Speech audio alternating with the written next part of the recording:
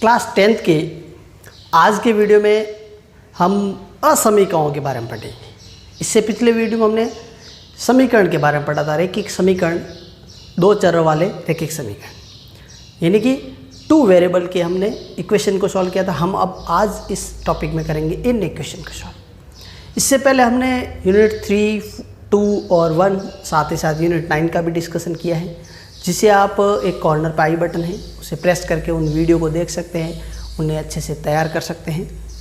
आज के टॉपिक में हम इन इक्वेशन से रिलेटेड,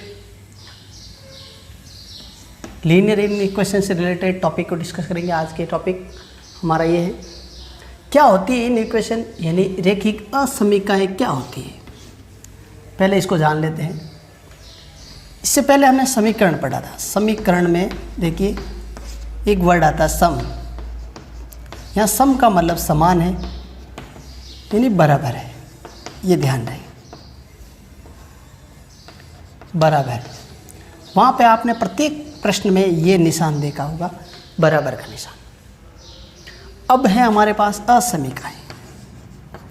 असमीकरणों में कैसा निशान होता है, इस प्रकार का, या इस तरह से, या इस तरह से, या इस तरह से। यानी कि इसको देखिए, ग्रेटर देन का, लेस देन का, greater than equal to, less than equal to, इस प्रकार के निशान होंगे प्रत्येक प्रश्न में हमारे पास।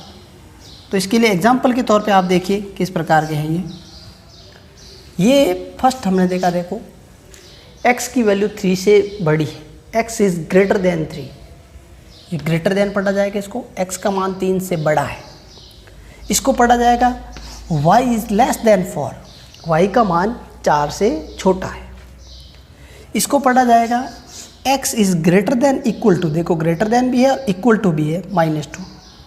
देखिए जब भी ग्रेटर के साथ ये इक्वल का निशान आता है तो इसको ग्रेटर देन इक्वल टू बोला जाएगा। यहाँ पे y इज़ ग्रेटर देन -1, -1 से y बड़ा है। और फिर हमारे टॉपिक में जिसमें 2 चर वाली रैखिक असमीकरण है, तो इसमें 2 चर हैं x और y। तो x और y की जो सम है, इसका टोटल है x + y greater than equal to 4। इस प्रकार के जो प्रश्न होंगे उसमें हम असमीकरण कहेंगे, उसे हम ऐसे प्रश्नों को, उनका ग्राफीय निरूपण किस प्रकार होता है।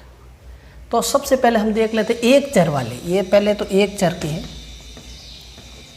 उन्हें हम देख लेते हैं। उसके बाद ये वाले 2 चर के। तो एक चर में देखिए x का मान 3 से बड़ा है, इक्वल भी नहीं है, ध्यान रहे। x का मान 3 होता कहाँ है, x अक्ष पे, यहाँ पे होता है। इससे बड़ा होना चाहिए, तो ध्यान रहे इसका ग्राफीय निरूपण इस प्रकार होगा। एक लाइन खींची जाएगी डॉट डॉट में, y अक्ष के समांतर, ये y अक्ष के समांतर होगी। डॉट डॉट में लाइन खींची जाएगी। इससे बड़ा है x, इट मीन्स इस तरफ इसका हल क्षेत्र कहेंगे हम, जिसे हल होगा इससे बड़ा इधर। y का मान 4 के बराबर, या 4 से छोटा है, तो y का मान 4 अपने इस पॉइंट पे होगा। इसका ग्राफीय निरूपण देखें तो इससे छोटा है तो नीचे की तरफ, ये ध्यान रहे। ये एक ही ग्राफ में नहीं, ये अलग अलग इसका निरूपण है। फिर x का मान -2 से बड़ा है या इसके बराबर है। तो देखिए यहाँ पे बराबर का निशान साथ में नहीं था, इसलिए हमने लाइन को डॉट डॉट में खींचा। जब भी बराबर का निशान साथ में आ जाएगा तो जो लाइन होगी यहाँ पे ग्राफ में, वो डॉट डॉट की जगह एकदम सीधी लाइन होगी बिना डॉट डॉट के। -2 के इक्वल है और उससे बड़ा है, इसमें इस साइड होगा। ये हल क्षेत्र है। फिर अगर इसका देखें तो y का मान -1 से बड़ा, -1 से, ये देखो y का मान -1 यहाँ है, x अक्ष के समांतर खींच जाएगी, बड़ा है तो इसका हल क्षेत्र ऊपर की तरफ होगा। अब हम देखते हैं कि 2 चर दिए जाए तो उसका निरूपण किस प्रकार होता है। और प्रश्नावली जो है एक्सरसाइज 4.2 का भी डिस्कशन हम इसी के साथ कर लेते हैं। इससे पिछले वीडियो में हमने समीकरण से संबंधित ग्राफीय निरूपण का डिस्कशन किया था। 6 मार्क्स का हर बार बोर्ड में प्रश्न पूछा जाता है, रिपीट किया जाता है। क्वेश्चन नंबर 26 बोर्ड पेपर का ग्राफीय निरूपण का भी है। आप पिछले सालों के सारे पेपर को देख सकते हैं, इसलिए आप उस टॉपिक को अच्छे से कवर अप कीजिए। अगर आपने उसे मिस कर लिया है तो क्लास 9th में भी था वही टॉपिक और 10th में भी है। आपके लिए बहुत आसान रहेगा इसको कवर करना। बहुत अच्छे तरीके से आप उस वीडियो को देख के तैयार कर सकते हैं जो हमने पिछले वीडियो में डिस्कशन किया है ग्राफीय निरूपण का। वो मोस्ट इम्पॉर्टेंट वीडियो है, इसे उसे आप अच्छे से तैयार कीजिए। इस वीडियो में हम इसके कंटिन्यूशन में रहेंगे और ये एक्सरसाइज कंप्लीट कर रहे हैं। तो देखिए किस प्रकार का यहाँ सॉल्यूशन रहेगा आगे। तो एक्सरसाइज 4.2 में फर्स्ट क्वेश्चन देखिए, एक्सरसाइज 4.2 का, जिसमें हमें दो अनइक्वेशन दे रखी है। यहाँ पे इनइक्वलिटीज असमीकरण दे रखी है। एक में है x का मान 2 के बराबर या इससे बड़ा। तो x का मान 2 के बराबर या इससे बड़ा कहाँ होगा? देखिए 2 के बराबर इस पॉइंट पे होगा, क्योंकि यहाँ पे बराबर का निशान 7 है, इसलिए इस लाइन को गहरा रखना है, इसको कम्प्लीटली रखना है, डॉट डॉट में नहीं होगी ये। इससे बड़ा है तो इसकी तरफ हल क्षेत्र होगा इसका, ये पूरा का पूरा हल क्षेत्र होगा, इसका आंसर होगा, सॉल्यूशन होगा। आप इसे इस तरह से छायांकित भी कर सकते हैं, शेडेड भी कर सकते हैं। ये वाला पूरा पोर्शन इसका आंसर हो जाएगा। फिर यहाँ पे देखिए y का मान -3 से छोटा है या बराबर है। तो y -3 कहाँ है? इस पॉइंट पे है। तो ये जो लाइन है ये x अक्ष के पैरेलल खींची जाएगी, ध्यान रहे, x अक्ष के समांतर खींची जाएगी। यहाँ पे y का मान -3 है, इससे भी y छोटा है, इसका मतलब इसका हल क्षेत्र नीचे की तरफ होगा। देखिए इसका मान पूरा का पूरा नीचे की तरफ होगा। ये वाला पूरा का पूरा पोर्शन रहेगा इसका नीचे साइड, इस दिशा में। तो इसको थोड़ा सा आपको अच्छे से ध्यान देके सीखना है कि हल क्षेत्र, क्योंकि क्लास 12th में हम इसमें हल क्षेत्र ही कहेंगे। फिलहाल ये हमारा रीजन है जहाँ पे इसका आंसर है। फर्स्ट x की वैल्यू 2 के इक्वल या बड़ी, और सेकंड में y की वैल्यू -3 से छोटी या इक्वल। ग्राफ में अच्छे से इसको रिप्रेजेंट करना आपने सीख लिया, क्योंकि यहाँ पे देखिए 1 वेरिएबल है दोनों जगह। इसको एक चर वाले, एक चर कहा जाएगा इसको। अब 2 चर के किस प्रकार ग्राफ होता है इसका, इसके देखिए फर्स्ट का थर्ड क्वेश्चन।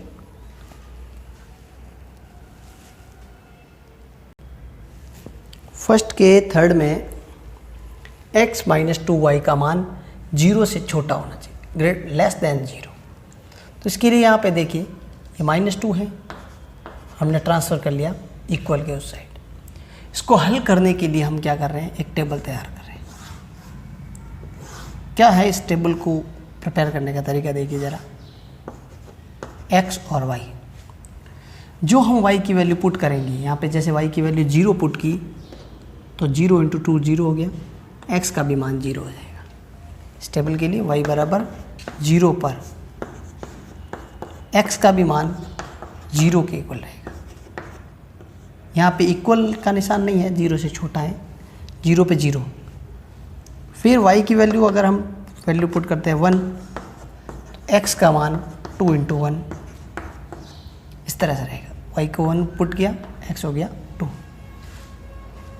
ग्राफ में देखते हैं तो x एक्सिस पे 1 2 3 -1 -2, y पर 1 2 3 4 -1 -2 -3, इस तरह से वैल्यू पुट कर लेते हैं हम। 0 0 यानी ये मूल बिंदु से गुजरेगा, ओरिजिन से गुजरेगा। 2 1, 2 किसका है? x का, y का 1, x का 2 y का 1 यहाँ है। अगर इसका हम एक और बिंदु लें इस टेबल के लिए, उसका तरीका देखिए। अगर y की वैल्यू 2 लें तो x की वैल्यू हमें 2 × 2 4 हो जाएगी। y की जगह 2, x का हो जाएगा 4। 2 पे 4, अब यहाँ पे 4 है x का मान, तो ये इस तरह से रहेगा। ये तीनों के तीनों बिंदु एक ही रेखा में आएंगे, एक सरल रेखा में। वो किस प्रकार होगी और फिर इसका हल क्षेत्र कैसा होगा देखिएगा। तो ऐसे ये निरूपण होगा इसका। 0 0 1, यहाँ पे 2 1, देखिए 2x का y का 1 4 2 यहाँ पे। ये लाइन देखिए यहाँ पे बराबर का निशान नहीं है, इसलिए ये डॉट डॉट में खींचना है इसको। फिर देखिए कि x से y का मान बड़ा है, x से y 2y का मान बड़ा है, यानी पलड़ा किसकी तरफ भारी है, y एक्सिस की तरफ। तो इसका हल क्षेत्र ध्यान रहे ऊपर की दिशा में होगा, ये ध्यान रहे जिधर y एक्सिस है उस दिशा में होगा। y एक्स की तरफ ये बड़े का निशान है, इसलिए y एक्स की तरफ होगा, ये ध्यान रहे। इसका हल क्षेत्र ये पूरा वाला ऊपर वाला पूरा पोर्शन होगा, ध्यान रहे। इसको शेडेड करना है, इसे ऊपर ऊपर वाला पूरा का पूरा इनफाइनाइट तक, अनंत तक। अगर ये निशान x की तरफ बड़े वाला का निशान होता तो इसका ग्राफ ये निरूपण इस तरह से होता, क्योंकि यहाँ पे x is less then 2y है, it means 2y is greater then x है, ये ध्यान रहे। इसलिए हल क्षेत्र ऊपर की तरफ होगा। फिर इसी के फोर्थ पार्ट में देखते हैं उसका निरूपण किस प्रकार का होगा।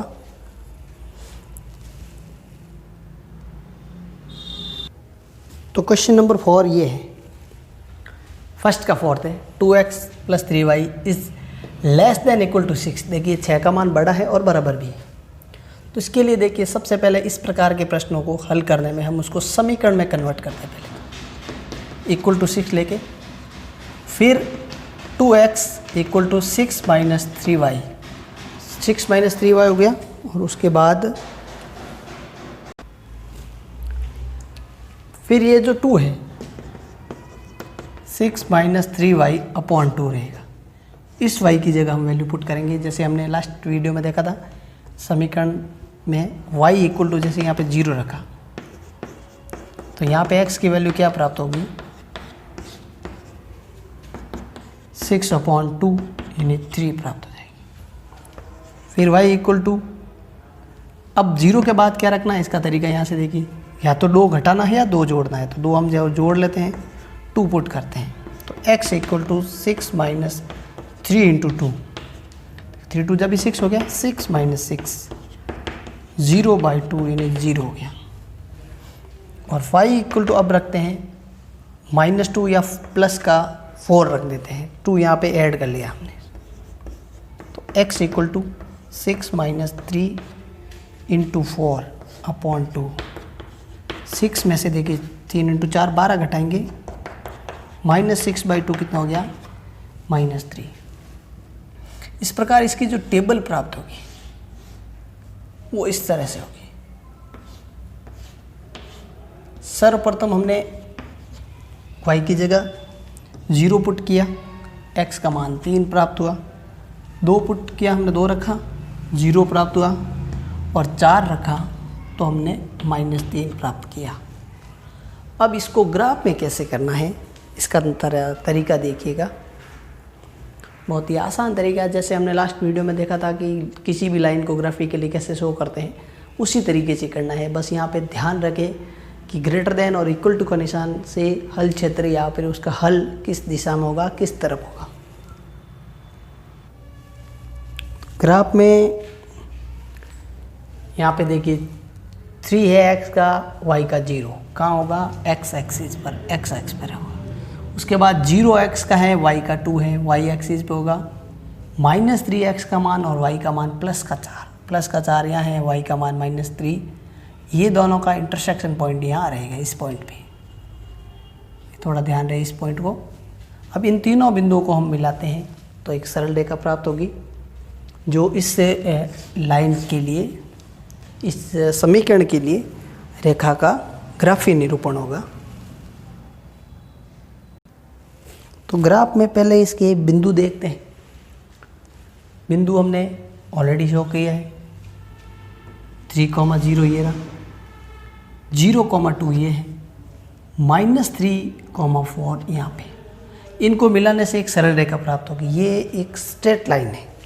अब इस स्ट्रेट लाइन में हमारा हल क्षेत्र किस दिशा में होगा, उससे पहले यहाँ देखिए ये बराबर का भी निशान साथ है, इसलिए इस सरल रेखा को सीधा रखना है, डॉट डॉट में नहीं रहेगी ये लाइन।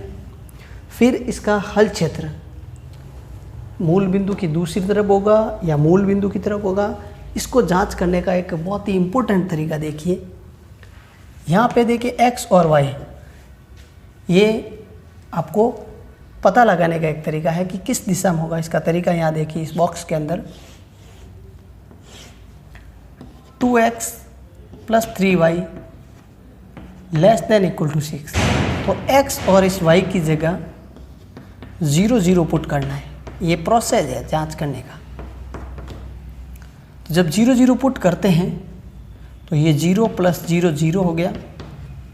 तो 0 का मान 6 से छोटा होता है। देखिए 0 का मान 6 से छोटा हो सकता है, बराबर तो नहीं होगा लेकिन छोटा हो सकता है, इसलिए ये चीज़ यहाँ पे सत्य हुई। स्टेटमेंट जो ये हमारा यहाँ है ये ट्रू है, सत्य है। क्या पुट किया हमने, x और y की जगह 0 0। इसका मतलब जहाँ पे x और y 0 0 यानी मूल बिंदु है, इसकी तरफ ही इसका हल क्षेत्र होगा, ये ध्यान रहे।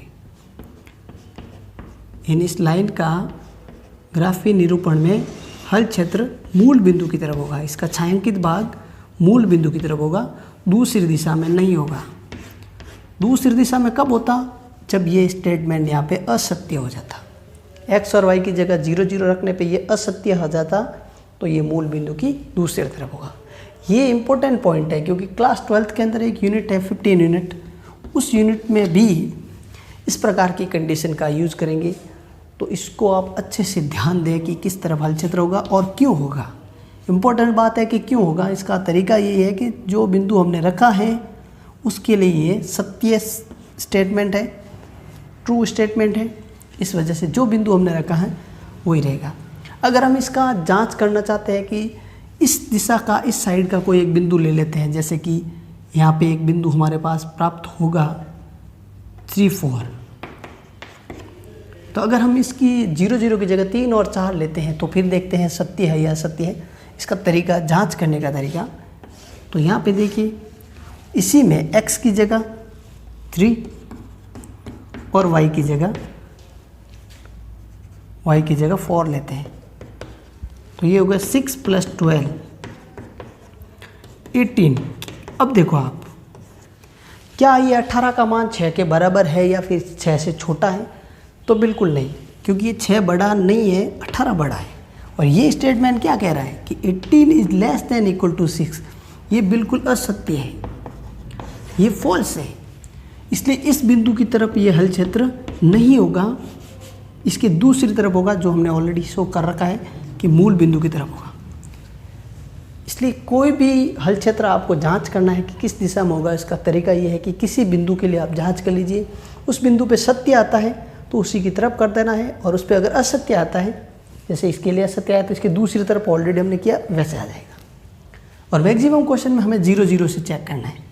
जो लाइन 0 0 से गुजरती है उन लाइन के अलावा सारे लाइनों के लिए 0 0 ही चेक करना है। कुछ ऐसे ग्राफीय निरूपण होंगे जो इस 0 0 से गुजर रहेंगे, जैसे इसे पिछले वाले क्वेश्चन में 0 0 से गुजर रहे थे, तो उसके लिए हमें कोई और बिंदु सोचना पड़ेगा। उसके लिए सत्य या असत्य का पता लगाना पड़ेगा। सत्य होने पर उसी दिशा में और असत्य होने पर उसके विपरीत दिशा में। ये इसका निरूपण बहुत ही इंपॉर्टेंट है जो आपको सीखना है। फिर इसी कंटिन्यूशन देखते हैं इसी एक्सरसाइज का क्वेश्चन नंबर 2।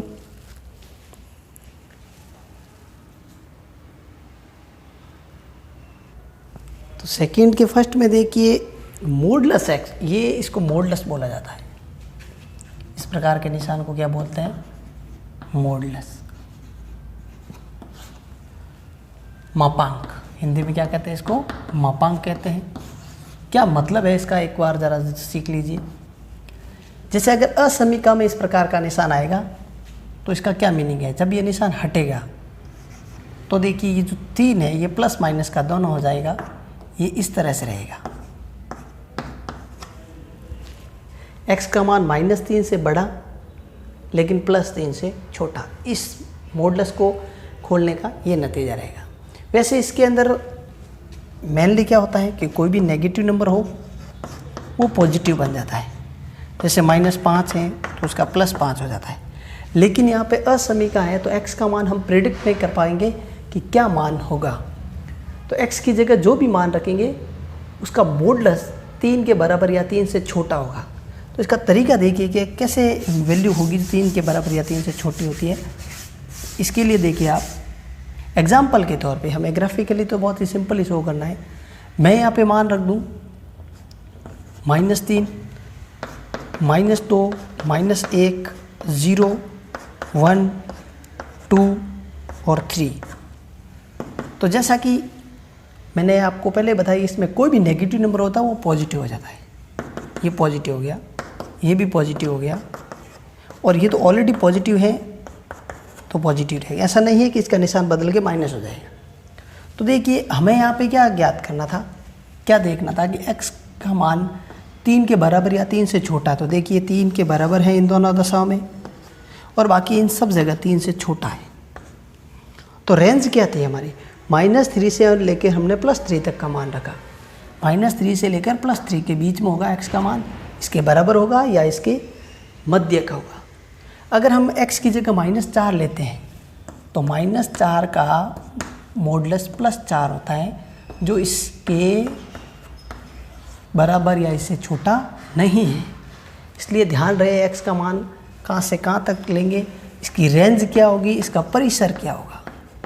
यह हायर क्लासेस की है स्टडी, लेकिन इसको साथ साथ आप बेसिकली सीखते रहे। फिलहाल 10th के लिहाज से आप ये देखें कि जब भी मॉडुलस हटेगा तो जो इसकी इक्वल में नंबर है वो दोनों दशाओं में आएगा, माइनस का भी प्लस का भी। माइनस से बड़ा होगा वो मान और प्लस से छोटा होगा इक्वल टू भी।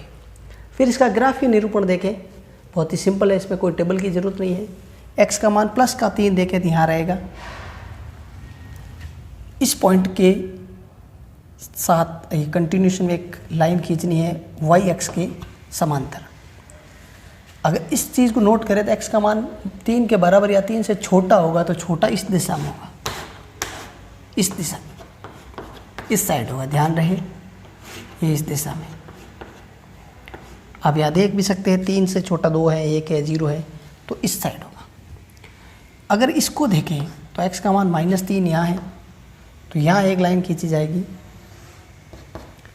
Parallel to y axis. ये ध्यान रहे y एक्सिस के समांतर होगी, और इससे x का मान बड़ा होना चाहिए, तो बड़ा इस दिशा में होता है। तो इस प्रश्न के अंदर इसका हल क्षेत्र, इसका जो हल होगा इस असमीका का, वो इस एरिया में होगा, इस रेंज में होगा। ये पूरा आपको छायांकित करना है। बहुत इंपॉर्टेंट चीज़ है ये, आगे हायर स्टडी के लिए आपको ध्यान देना है। LPP पढ़ेंगे हम, linear programming problems, class 12th में, उसमें इसका यूज होगा। 10th में ये बेसिकली है। यूनिट जो 4 चल रही है इसकी एक्सरसाइज 4.1 बहुत ही इंपॉर्टेंट, जिसको हमने लास्ट वीडियो में डिस्कस किया था। 6 मार्क्स का क्वेश्चन हर बार आता है, और ये एक्सरसाइज 4.2 है जिसमें असमीका हम देख रहे हैं।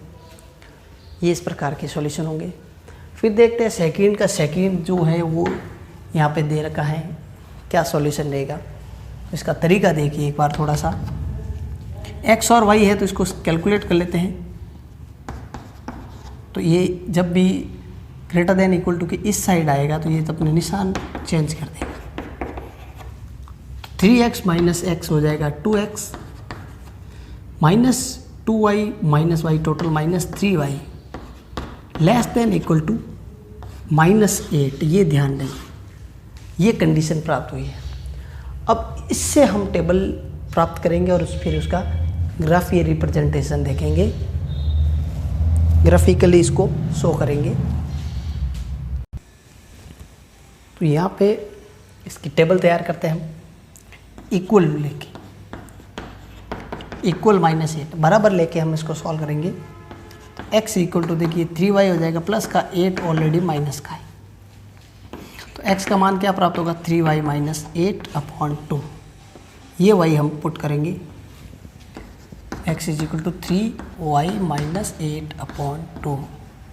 इस y की जगह 0 रखा, x इक्वल टू 3y की जगह 0 - 8/2। x का मान कितना प्राप्त हुआ 4 प्लस का। फिर अगर y की जगह पुट कर ले वैल्यू 2, तो x इक्वल टू 3 × 2, देखिए यहाँ पे 2 हो गया। तो देखिए 6 में से जब 8 घटाएंगे -2/2 यानी -1 प्राप्त होगा। और जब y की जगह हम 4 पुट करते हैं तो x का मान देखिए 3 इंटू 4 -8/2, 12 में से 8 गएंगे 4/2 यानी 2 प्राप्त हुआ। तो इस प्रकार इसकी टेबल कैसे होगी देखिए ज़रा, यहाँ पे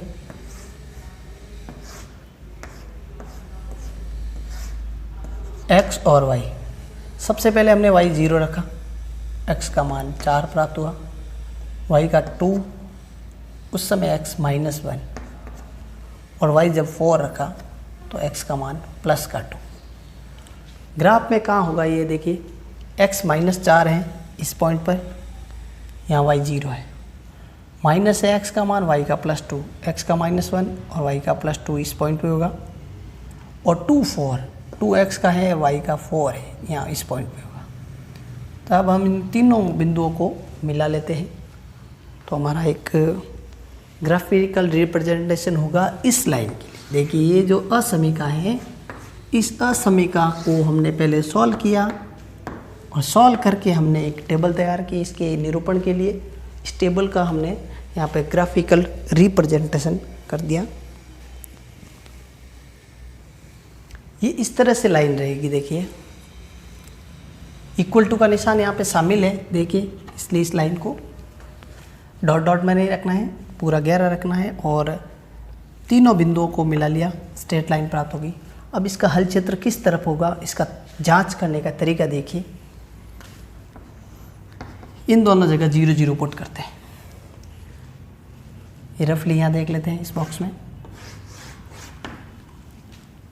2 इंटू 0 -3 इंटू 0, क्या ये -8 से छोटा है या बड़ा? 0 जो है -8 से छोटा नहीं है और न ही इक्वल है। यहाँ क्या कह रहा है, 0 से -8 बड़ा है, जबकि ये असत्य है, ये असत्य है।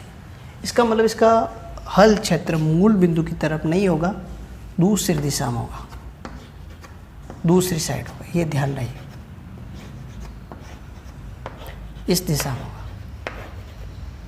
ये पूरा इसका हल क्षेत्र रहेगा, इसको आपको शेडेड करना है, ठीक है। ये पूरा पार्ट रहेगा इसका दूसरी दिशा में मूल बिंदु के, क्योंकि हमने यहाँ पे 0 0 पुट किया, ये टोटल 0 हो गया, जो -8 से छोटा नहीं है, ये कथन जो है फॉल्स हो गया, असत्य हो गया।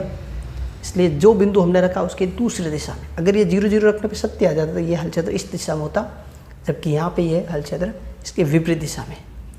तो बहुत ही इम्पोर्टेंट टॉपिक है, इसको आप ज़रूर ध्यान दें। जब ये स्टेटमेंट हम ट्रू या फॉल्स कैसे करते हैं, इसका ज़रूरी आपको ध्यान देना है। फिर इसके एक और क्वेश्चन को देखते हैं, जो सेकंड का एक पार्ट थर्ड है, वो कैसे होगा उसका देखिए। ये है सेकंड का third question, x minus y का मॉडुलस ग्रेटर देन 1 है। तो ध्यान रहे, जब भी ये मॉडुलस हटता है तो ये 1 प्लस माइनस का हो जाता है।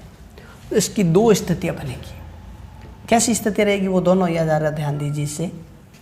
एक तो एज इट इज जैसा दिख रहा है, x minus y greater than equal to 1 हो जाएगा, तथा दूसरी जो बनेगी वो x माइनस वाई, जब -1 के लिए देखेंगे तो ये निशान ऑपोजिट करना है, ये ध्यान रहे, लेस देन इक्वल टू -1, ये इस तरह का रहेगा।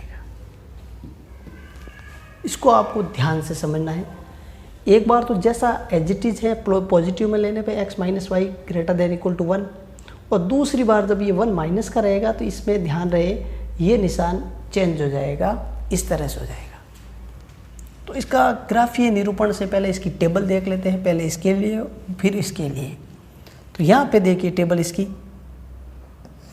डायरेक्टली, बहुत ही सिंपल तरीका है टेबल को याद करने का।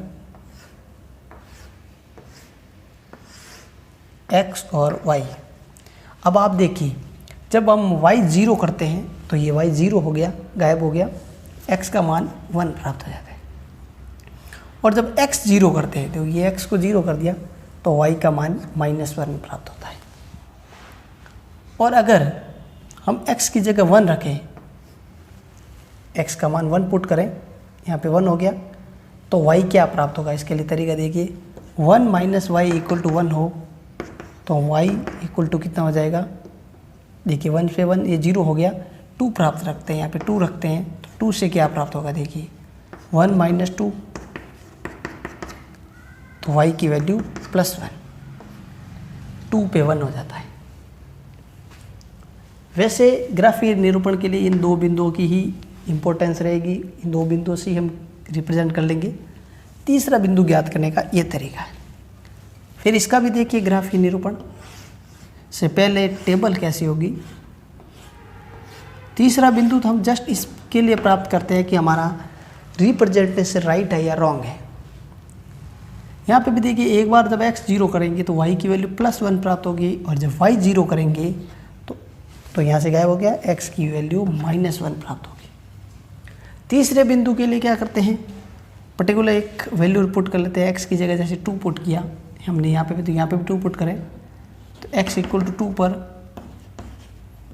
x - y = -1 है, 2 - y -1, तो ये हो जाएगा -3 यानी +3। 2 पे है, y की वैल्यू क्या हो गई, +3 प्राप्त होगी। यहाँ पे 2 पे 1 प्राप्त होती है। अब इन दोनों टेबल को हम एक ही ग्राफ में निरूपित करते हैं तो क्या उसका सॉल्यूशन रहेगा, देखिए ज़रा।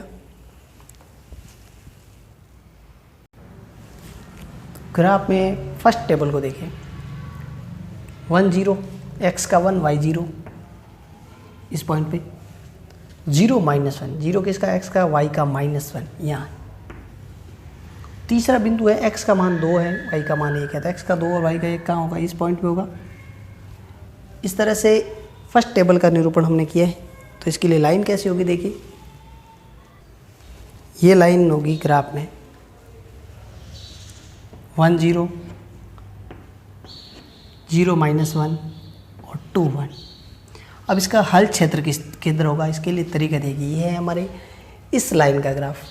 तो यहाँ पे 0 मूल बिंदु रखें x और y की जगह, तो क्या 0 1 के बराबर है या इससे बड़ा है, तो ये बिल्कुल नहीं, ये असत्य हो गया, फॉल्स हो गया।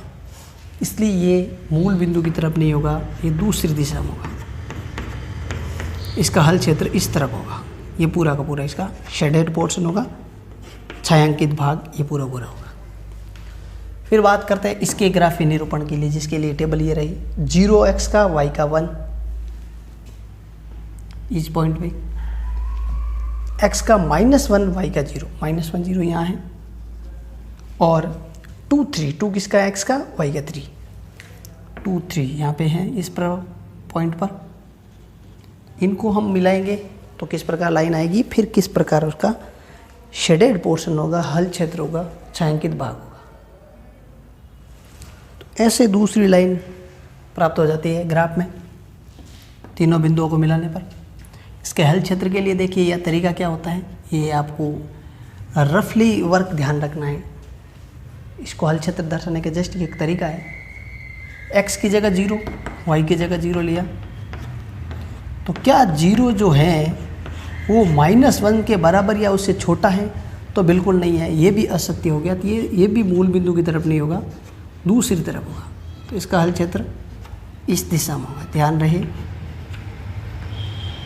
तो इस प्रकार जो x - y के जो मॉडुलस है, इसकी वैल्यू 0 1 के इक्वल या 1 से बड़े, उसके लिए ग्राफ ये 2 लाइनों में रहेगा और अलग अलग रहेगा। ये बीच वाला पोर्शन इसका हल क्षेत्र नहीं होगा, ये ध्यान रहे। जो भी मॉडुलस का प्रश्न होता है उसके लिए 2 कंडीशन रहती है। इससे पहले हमने जो 3 वाला था उसमें भी हमने देखा था 3 के बड़ा, -3 से बड़ा या छोटा, इस तरह से वैल्यू ली थी हमने। और उसके बाद